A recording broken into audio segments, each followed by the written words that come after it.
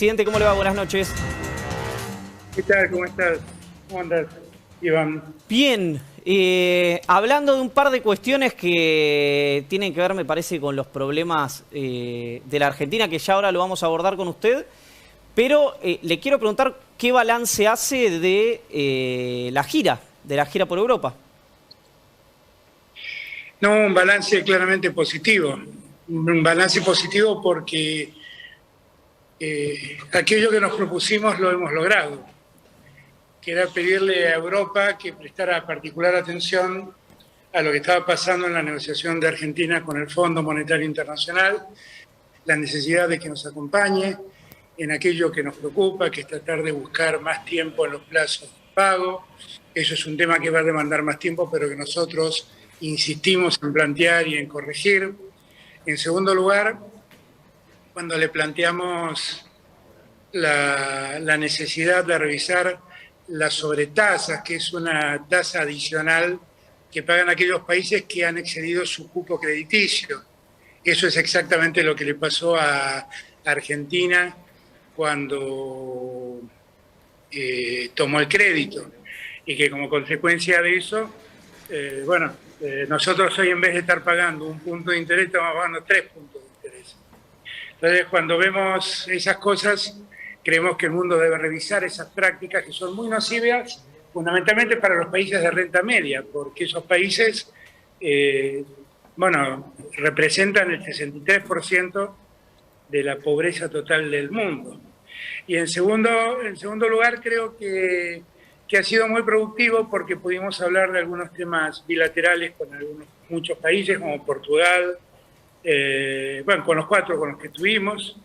En algunos casos pudimos también revisar un poco la situación latinoamericana, que es algo que preocupa. Y después hubo 2 encuentros adicionales que yo creo que fueron 3, que fueron muy productivos. El primero, el acuerdo con Kristalina Georgieva. Yo no había tenido la oportunidad de hablar con ella cara a cara, poderla conocer personalmente. Y fue muy productiva, una reunión que casi duró 2 horas y donde pude explicarle exactamente en qué lugar estaba la Argentina y por qué yo insistía en decir que los argentinos debíamos asumir el tema de la deuda con un compromiso tal que no le hagamos pagar más esfuerzo a una Argentina que ya hizo muchos esfuerzos y que pagó demasiado con el desorden del gobierno anterior y con este tiempo de pandemia. Podrérselo explicar cuidadosamente, en detalle, que el comentario venga del presidente de la República, que nadie piense que es un comentario técnico, sino que es un análisis sociológico, político, pónganle el nombre que quiera, pero que efectivamente ocurre. Y 2 reuniones más, la reunión para el Papa. Perdón, presidente, ¿cuál fue la respuesta de la directora gerente del Fondo Monetario ante este planteo?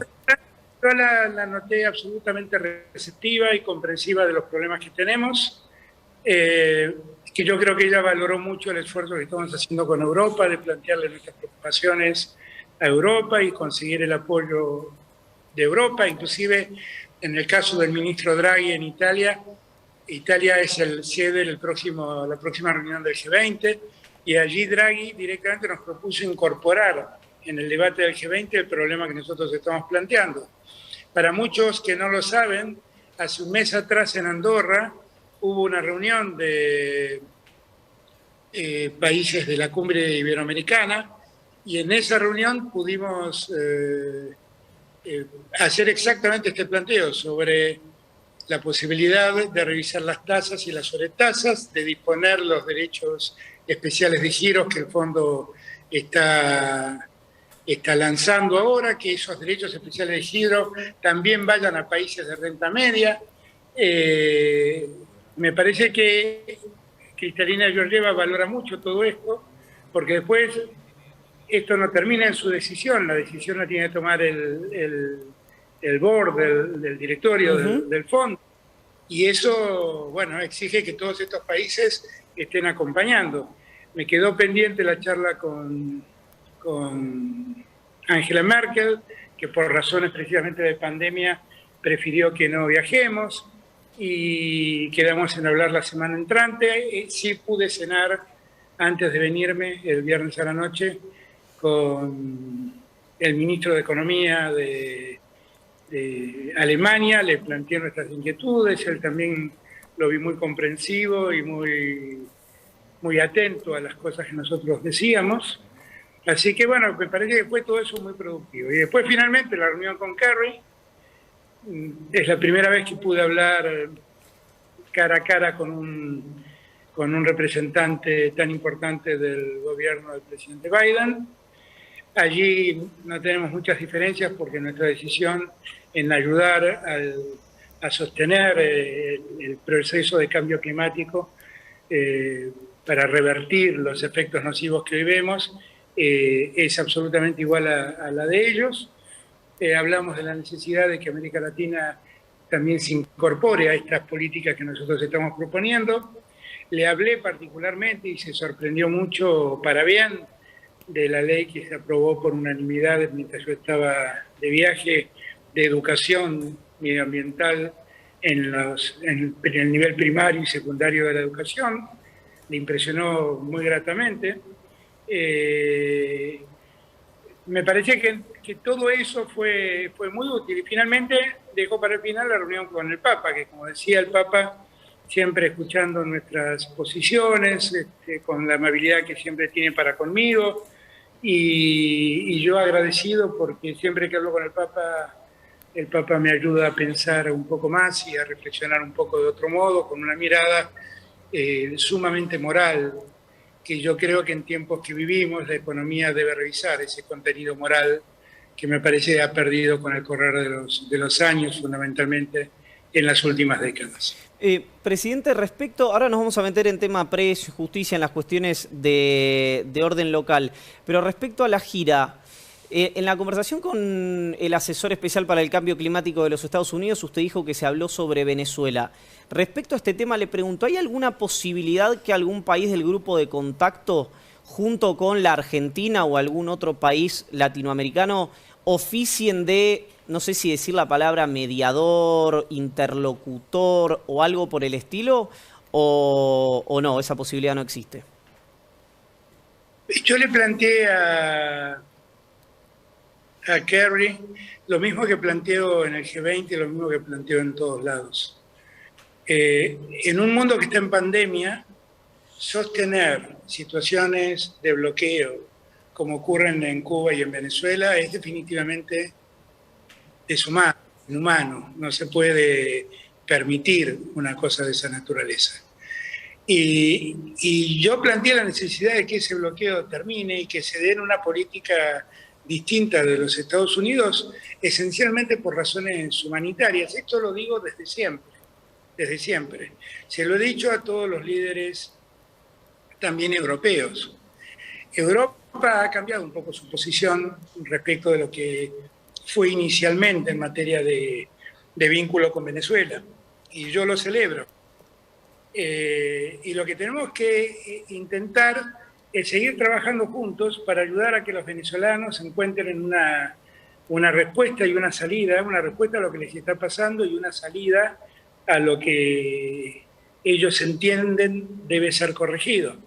El gobierno de Venezuela ha hecho gestos, como por ejemplo incorporar a la oposición al Consejo Nacional Electoral. Esto creo que ha sido muy bien valorado en Europa.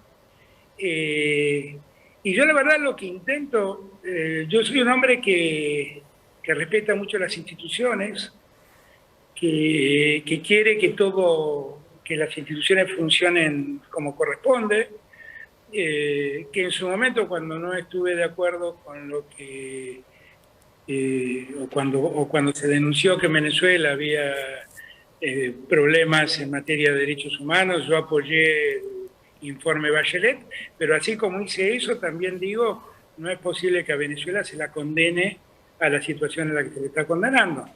Y en verdad, esto que lo plantea a todos los líderes y que Macron en su discurso inicial reconoció, habló de los esfuerzos que yo hago porque se termine ese bloqueo, porque se respete, se le dé un sentido humanitario a este tiempo que necesita Venezuela. Lo hablé con todos, Kerry me pidió mi opinión sobre lo que pasaba en Venezuela, yo le di mi parecer y nada más, fue básicamente eso. Presidente, la última por mi parte, y ya estoy con Estefanía Pozo, con Gabriel Merín y con Daniela Gian. ¿Puede haber acuerdo con el Fondo Monetario Internacional antes de fin de año?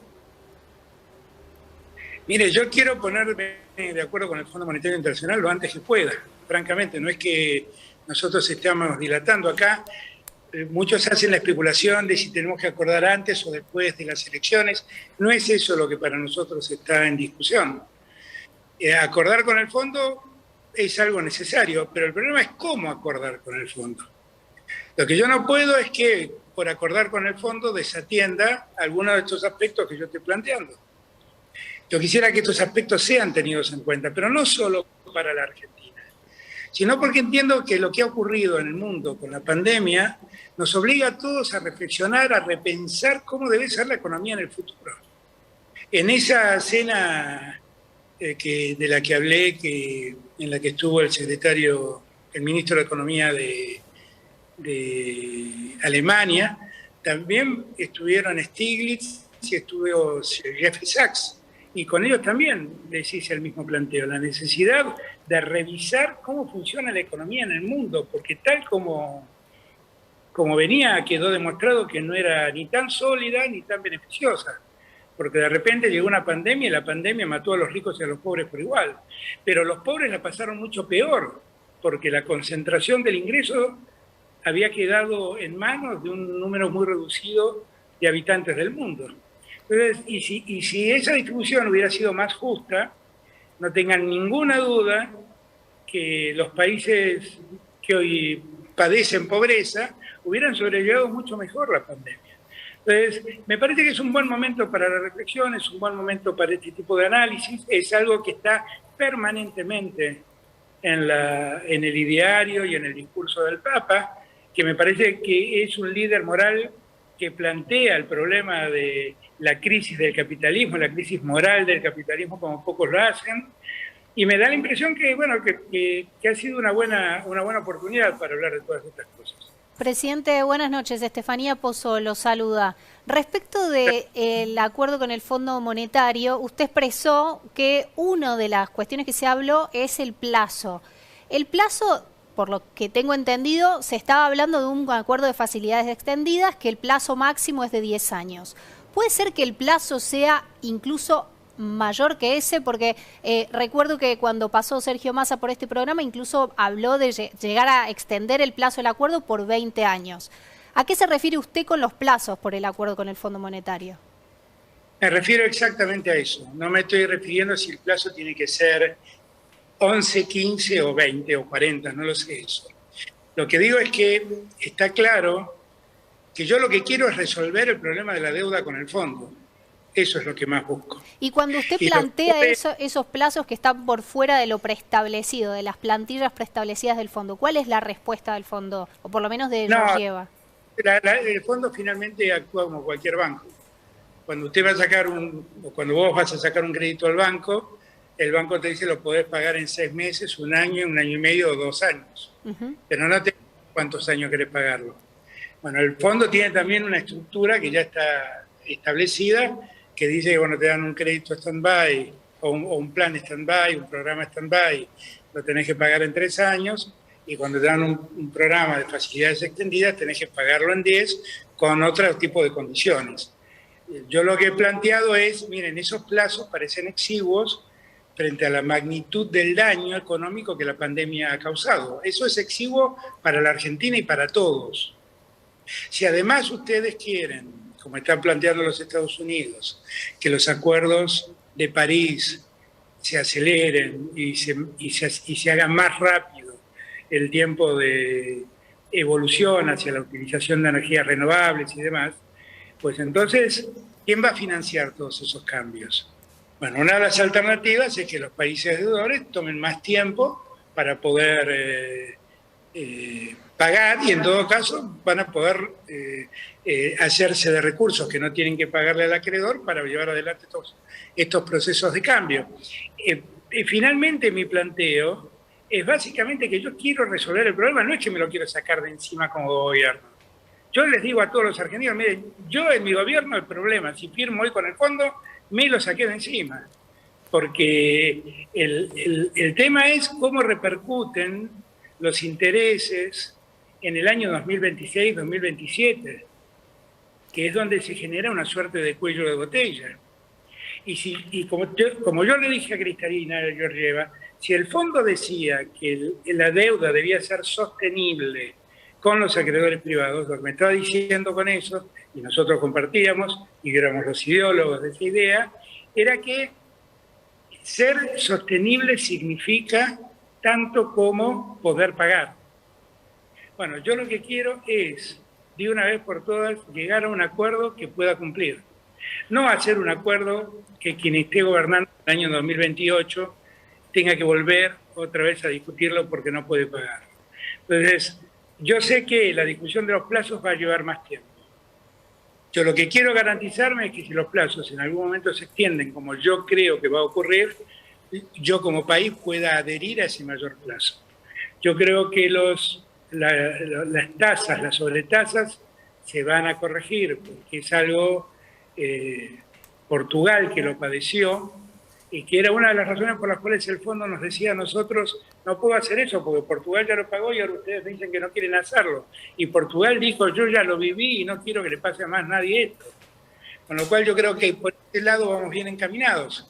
Yo estoy tratando de que los argentinos resolvamos el problema de la deuda, no que el gobierno de Alberto Fernández lo resuelva. Queda claro, lo llevo a un tema de política interna, doméstica. ¿Le preocupa el aumento de los precios, presidente? Mucho, mucho. Y vengo decidido a atacar ese tema. ¿Cómo? Mucho. ¿De qué manera? Porque es inexplicable. Me preocupa mucho porque es inexplicable. Francamente lo digo. Porque sinceramente no hay ninguna razón más que el aumento del consumo para explicar esos aumentos que se dieron en marzo y en abril. O sea, está mirando a las empresas, en esto entiendo que está mirando a las empresas. Viendo una puja distributiva, ¿quién se queda con la ganancia? Y la verdad es que algunos están apurando su ganancia y algunos están realmente perjudicando mucho a la gente. Y mi obligación es con los ciudadanos, con el que vive de un sueldo. Y la verdad es que he visto con mucha preocupación lo que pasó en marzo y con mucha preocupación lo que pasó en abril. Y no estoy dispuesto a quedarme de brazos cruzados. Yo celebro que la Argentina exporte carne. Lo que no celebro es que le hagan pagar a los argentinos el precio que le hacen pagar por la carne. Y tampoco celebro que a los argentinos le den una suerte de migaja de 8.000 toneladas de carne cuando en la Argentina se consumen 200.000. No estoy de acuerdo con nada de esto. Y tampoco estoy de acuerdo con lo que pasa con las industrias alimenticias que han subido los precios de un modo incomprensible, cuando no han tenido ni paritarias que le exigieron mayores ingresos, y en esto rescato mucho la forma en que los trabajadores y los sindicatos han actuado, porque ellos definitivamente están en busca de un acuerdo social y han sido muy moderados en sus pretensiones. Y esto lo digo yo, que quiero que el salario real de este año crezca, que a todo el mundo le quede claro. Yo no he mandado cerrar a nadie. Todos cerraron 5 puntos más que lo que proyectaba el presupuesto como inflación, y evidentemente la inflación se ha acelerado más. Entonces, no ha sido la causa de la mayor inflación, ni la presión salarial, ni el aumento de tarifas, que no existió tampoco, ni un aumento enorme, significativo de los combustibles. Acá lo único que ha pasado objetivamente es que algunos han dicho aprovechemos el momento y han ganado lo que no debieron ganar. Días atrás leía en Clarín lo que había ganado en el primer trimestre una de las grandes empresas alimenticias. Y eso, yo celebro que ganen plata. Lo que no celebro es que eso se haga a costa de los argentinos y además tampoco celebro que las ganancias sean desproporcionadas en un tiempo de pandemia, donde yo quiero que todos ganen, pero quiero que nadie pierda. Eso es otra cosa, porque si uno gana mucho y otro pierde mucho, eso no es una sociedad, eso es una estafa. Eso es una estafa. Así que vengo muy decidido a ocuparme del tema precios. y a poner un poco las cosas en orden. Yo he intentado el diálogo, he intentado conversar, bueno, vamos a ver, vamos a mañana a empezar a volver a trabajar, pero esta semana vamos a ir tomando decisiones para que esto pare, porque esto tiene que parar, porque la verdad es que el esfuerzo que hacen los argentinos no se puede convertir en un abuso de otros. ¿A través de qué herramientas, presidente, si es que nos puede anticipar algunas en las que está pensando? No anticipo, porque si no mañana me imagino por dónde pasan la tapa de los diarios. Pero lo que digo es, si yo pudiera conciliar con ellos un acuerdo, sería el hombre más feliz. Pero un acuerdo de verdad, ¿eh? No un acuerdo donde ellos ganan y todos pierden. Dani. Presidente, buenas noches. Daniela Gian soy. Le quiero consultar, bien, por las restricciones, el DNU vence el día viernes y todavía no está la ley de emergencia COVID en el Congreso. De hecho, la oposición planteó que no va a acompañar esta ley que entiende que a usted le daría superpoderes. ¿Qué es lo que va a pasar el viernes? ¿Cuáles son las alternativas? Si no está la ley, la única alternativa es que un DNU vuelva a poner en vigencia restricción. Las restricciones son muy necesarias, ¿eh? Yo esto quiero marcarlo, ¿eh? En los lugares donde las restricciones se cumplieron, por ejemplo en el Gran Buenos Aires, la caída de los casos fue más significativa que en la ciudad, donde las clases siguieron y los controles estuvieron más relajados. Cuando yo tomé esta medida, yo quiero recordarlo esto. Cuando yo tomé esta medida salía de una cuarentena impuesta porque había tenido COVID, había estado toda la semana hablando con infectólogos, con quienes me asesoran en la materia, todos me hablaban de un proceso de aceleración significativo de contagios, y todos me decían que en 2 semanas, si no parábamos esto, los contagios iban a llegar al orden de los 40.000 casos diarios. En ese momento habíamos llegado a 29.000. Tomamos las medidas, me criticaron, fueron a la justicia, pasó todo lo que pasó, ya lo sabemos, pero lo cierto es que el proceso se frenó, empezó a bajar un poquito y, como ustedes dijeron hace un rato, lo que se observa es una suerte de amesitamiento, un poco por debajo, pero la verdad es que nosotros necesitamos bajar más.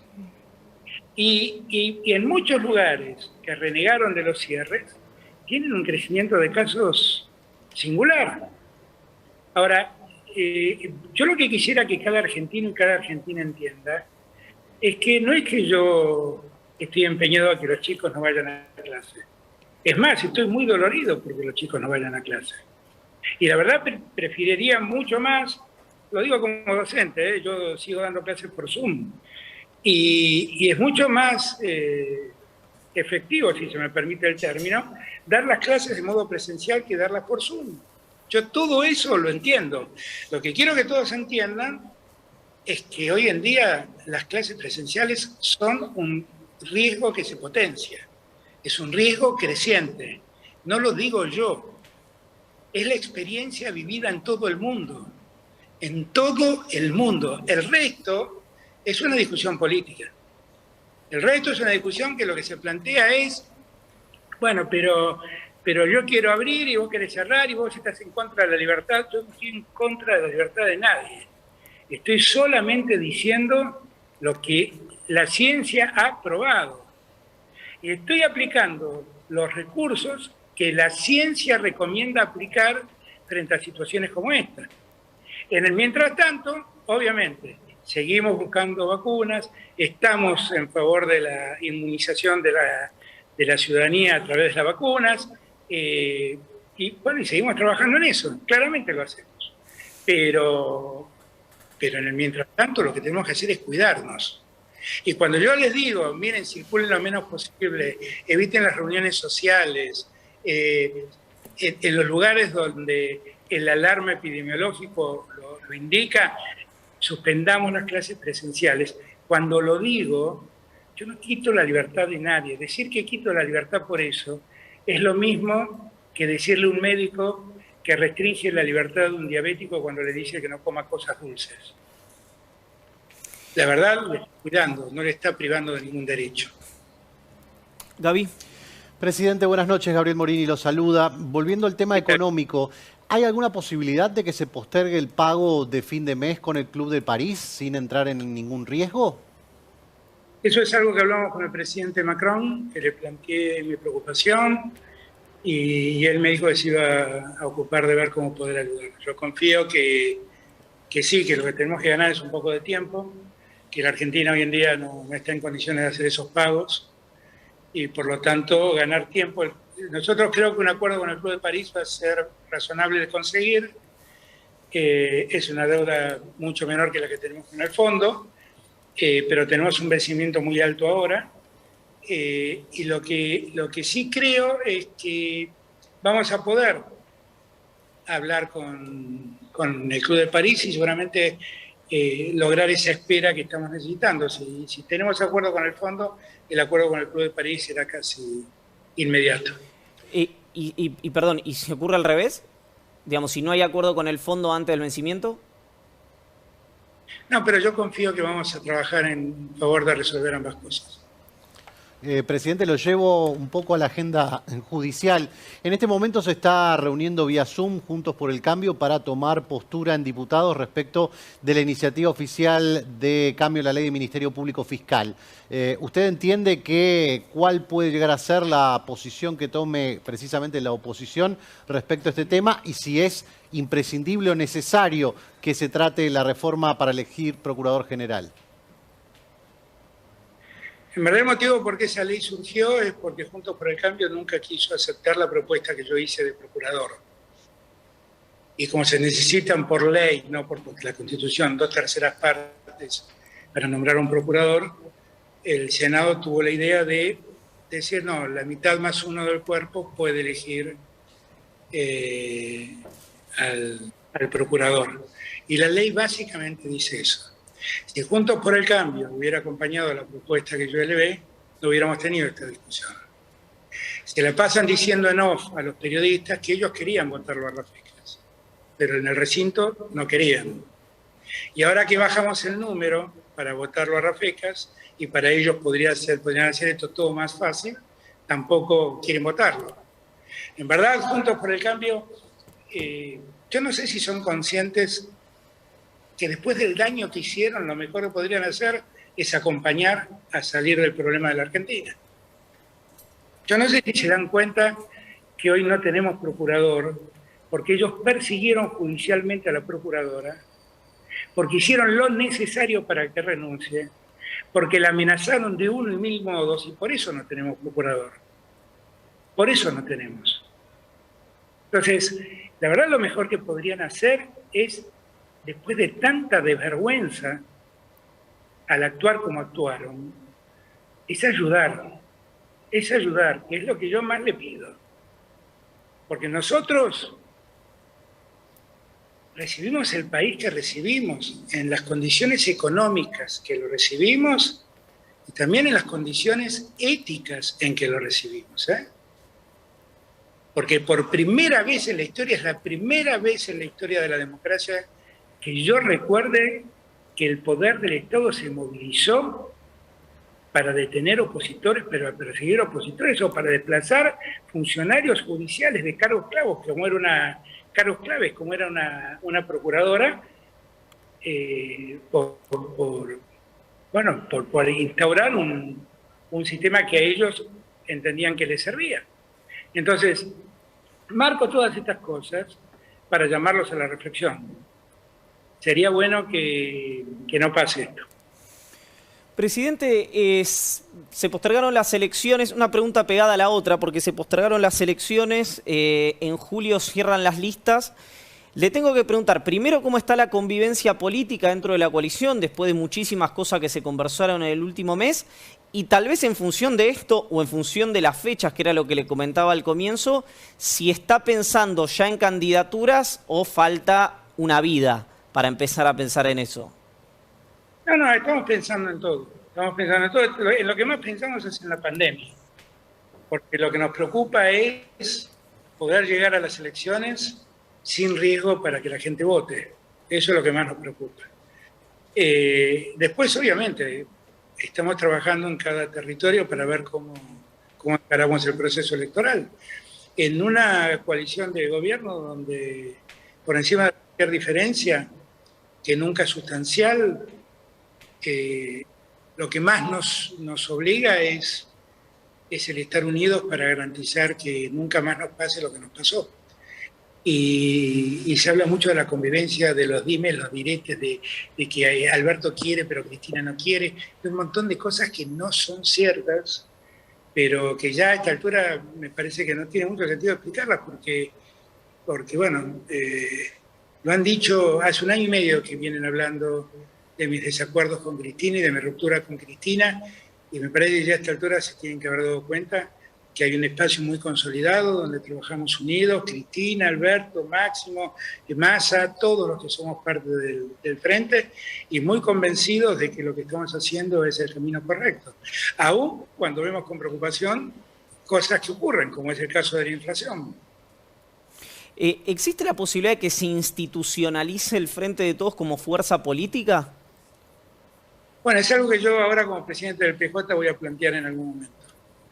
Porque nosotros por ahí podemos seguir otros ejemplos que en el mundo se han dado. El que más cerca tengo es el del Frente Amplio en Uruguay, que lo que ha permitido es que todas las fuerzas políticas tengan una organización común política y donde cada uno resguarde y preserva su identidad. Nosotros somos peronistas, obviamente, y queremos preservar nuestra identidad peronista. Pero con esa amplitud que el peronismo siempre ofrece, ¿no? Que es esa amplitud que lo ha llevado una y otra vez a construir frentes con otras fuerzas políticas para lograr los objetivos buscados. Esa es una posibilidad. Si me preguntan en lo personal qué pienso, estoy totalmente de acuerdo.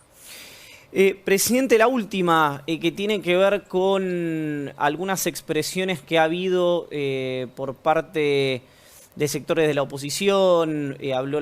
Hoy habló Lita Griolo, criticó a Macri. Hay discusiones también en torno a Juntos por el Cambio, mejor dicho, dentro de Juntos por el Cambio. ¿Qué pasó desde lo que fue, esta es mi verdad relativa, la foto del año, sin lugar a dudas en términos políticos, que era la suya con Rodríguez Larreta y con Axel Kicillof, y Mario Negri diciéndole a usted es el comandante en jefe de esta batalla, a la presidenta del PRO acompañando insultos hacia su persona en la puerta de la Quinta de Olivos? ¿Por qué se deterioró tanto esa convivencia según su lectura?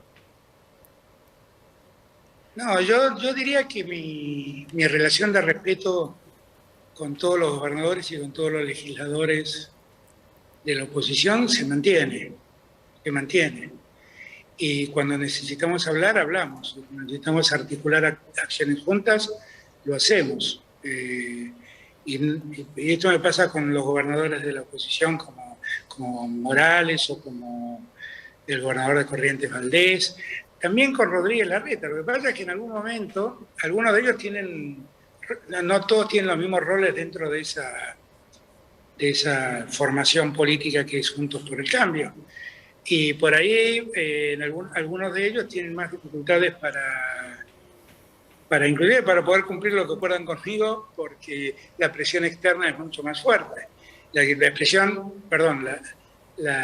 presión externa al acuerdo nuestro, la presión interna de ellos, es mucho más fuerte y les impide cumplir lo que conversamos. Pero yo la verdad sigo creyendo que la Argentina necesita, y más en una pandemia, articular un diálogo razonable. Un diálogo razonable. A mí me impresiona, se oponen a las leyes antes de que yo mande las leyes. Se oponen a las medidas sin conocer cuáles son las medidas. Y en verdad el único acto que tienen por delante es acusarme de dictador. Yo no lo puedo creer, sinceramente, de que soy una suerte de ser autoritario que priva de libertad a la gente. Es tan poco serio que yo no sé francamente a quién pueden convencer con eso.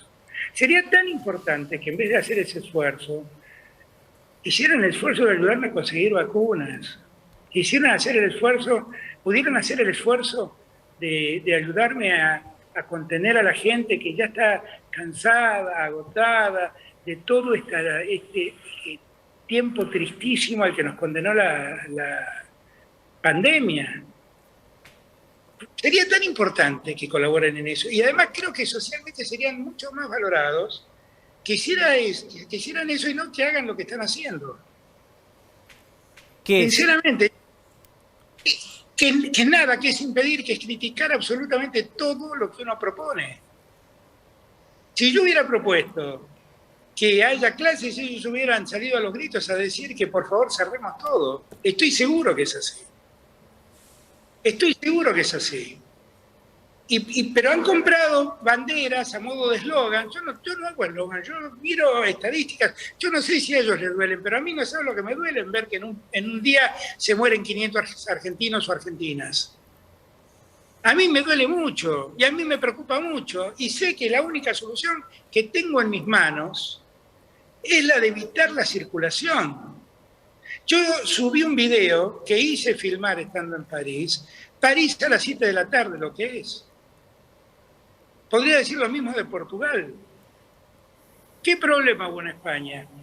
En España existió el problema que cuando el partido gobernante y el gobierno de España decidió levantar las restricciones y se habilitaron bares y restaurantes, bueno, hubo un jolgorio de tal naturaleza que la oposición, que era lo que pedía hasta ahí, empezó a exigirle al gobierno que por favor vuelva a poner restricciones.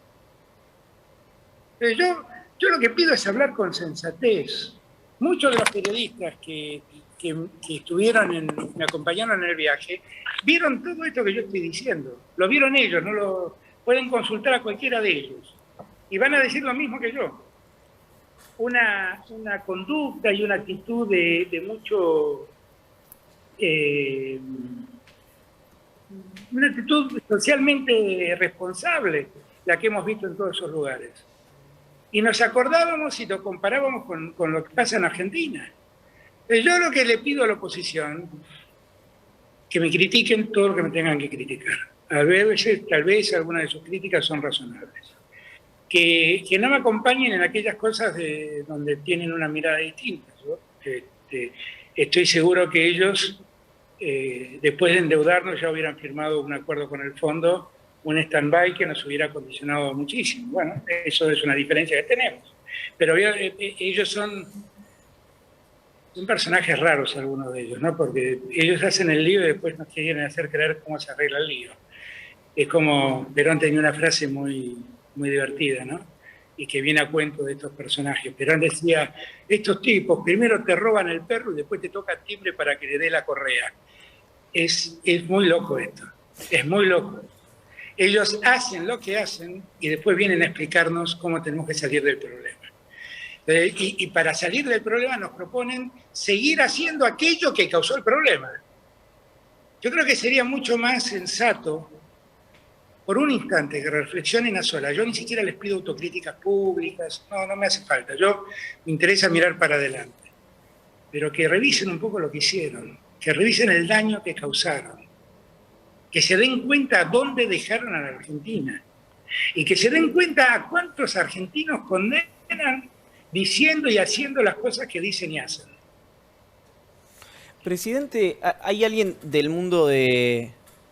Bueno, hay mucha gente, por supuesto, pero hay alguien del mundo del fútbol, supongo que preocupado, porque sí se puede que con la pandemia y cómo viene el calendario de vacunación, sí va a ser posible coorganizar la Copa América que Argentina coorganizaría con Colombia y que generó por parte, por ejemplo, de algunas figuras, de algunas megaestrellas a nivel global, como es el caso de Edison Cavani, alguna queja respecto a que no podía jugarse en Colombia, había dicho, entre otras cosas, Cavani. ¿Esto se está estudiando? ¿Está en duda? ¿Está confirmado? Nosotros hemos confirmado nuestra decisión de hacerlo. Fuimos consultados por la Conmebol y dijimos que sí, con todas las restricciones que la pandemia exige. O sea, esta sería una Copa América para la televisión. Hablemos claramente, ¿eh? No sería otra cosa. Que en esos términos nosotros estaríamos dispuestos a cumplir con el compromiso asumido. Ahora, el resto depende también de cómo evoluciona todo y ver también qué va a hacer Colombia. Claro. Claro. Bueno, presidente, ahora sí la última, porque le dije hace 15 minutos que era la última. 15 veces. 15 veces dijiste que era la última. Sí, 15 veces, exactamente.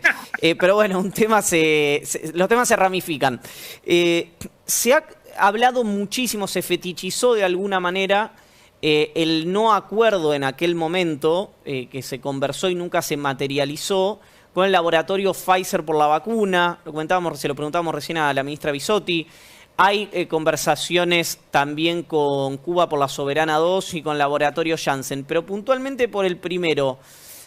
Las condiciones iniciales que le impidieron a la Argentina hacer el acuerdo con Pfizer, insisto, como con cualquier otro laboratorio, pero este se fetichizó por parte de reclamos de la oposición. ¿Cambiaron o por qué nuestro país retomó, entiendo que vía Bisotti, vía la asesora Nicolini y vía el embajador Argüello, las negociaciones con el laboratorio? No, ahí se dijeron un montón de cosas que no son ciertas y que tienen que ver también con el juego de la oposición, ¿no? Iván, ¿sabés cuál es la primera vacuna que fue autorizada en Argentina a ser dada? Pfizer. Pfizer fue la primera vacuna que autorizó la Argentina para ser dada. Con lo cual nosotros teníamos todo el interés de contar con la vacuna de Pfizer. Después hubo una serie de problemas contractuales que tuvieron que ver con Pfizer Estados Unidos, no con Pfizer Argentina, sino con Pfizer Estados Unidos. Empezaron a complicar la posibilidad de hacer un acuerdo y de comprar las vacunas. El vínculo nunca se rompió. Nosotros seguimos negociando hasta el día de hoy. Estando en Europa, pregunté si podía comprar la vacuna Pfizer a Europa directamente. Pero me cuentan que en Europa tienen problemas de suministro de Pfizer y además las que se producen en Europa tienen prohibidas exportarlas a terceros países. Entonces, con un país que ha comprado vacunas de Pfizer, le pregunté si ellos podían venderme la vacuna de Pfizer y hacer un acuerdo Estado-Estado. Y por contrato Pfizer le prohíbe vender a terceros estados la vacuna. Entonces, yo voy a seguir trabajando para que los argentinos tengan todas las vacunas. Yo personalmente hablé con el presidente de Moderna y la explicación que me dio el presidente de Moderna que hasta después de junio no iba a poder contar con vacunas de Moderna. Pero aún así seguimos trabajando con Moderna y seguimos trabajando con Janssen y estamos trabajando con Soberana, que la vacuna Soberana de Cuba, todo indica, es de las de más alta calidad técnica. Y estamos trabajando también para ver de qué modo los ayudamos a terminar su proceso de elaboración, ¿no? De terminar la parte preliminar de estudios y después de ver cómo los ayudamos en la elaboración. El presidente López Obrador ya me anunció que en la última semana de mayo tenemos el primer lote de vacunas de AstraZeneca terminadas en México. Estamos recibiendo ahora en sucesivas semanas vacunas de AstraZeneca, que AstraZeneca nos estaba deudando. Y bueno, y nosotros seguimos trabajando con todos. Estamos trabajando con CanSino, que es una vacuna de China, que es una sola dosis, como la de Janssen. Y estamos viendo también de comprar. Le hemos hecho una nueva oferta de compra a Sinopharm. Nosotros estamos absolutamente negociando con todos, y seguimos recibiendo además las vacunas de COVAX. Nosotros seguimos negociando con todos. Lo que pasa es que en la locura de algunos, así como me acusaron de envenenar gente porque decían que Cristina había estado con unos espías rusos en Cuba y entonces me pusieron una vacuna que era un veneno, y yo, que soy un gran irresponsable, andaba ofreciendo el veneno a los argentinos. Y como creyeron generar, que por esa vía se podía generar un complot hablando de la vacuna rusa, bueno, parecía que no se dieron cuenta que el mundo de la bipolaridad ruso-americana se murió el día que el muro de Berlín se cayó. Me parece que no se enteraron y quisieron sembrar esta duda en la Argentina. Después resultó ser que el veneno fue la vacuna más efectiva de todas las que se distribuyeron en el mundo. Y ahí ya no dijeron más nada. Ahí hasta negaron haber hablado de envenenamiento y de haberme denunciado por envenenamiento. Pero la verdad es que para mí las vacunas que se producen en el mundo son todas de alta calidad, algunas tienen más inmunidad que otras. Hay una guerra de laboratorios y en esa guerra se descalifican entre sí, pero la verdad es que las vacunas que se producen son vacunas que hasta aquí han dado buenos resultados en todos lados. Presidente, muchísimas gracias por el contacto y por el tiempo. Ha sido muy gentil. Gracias a ustedes, un abrazo para todos. Era Alberto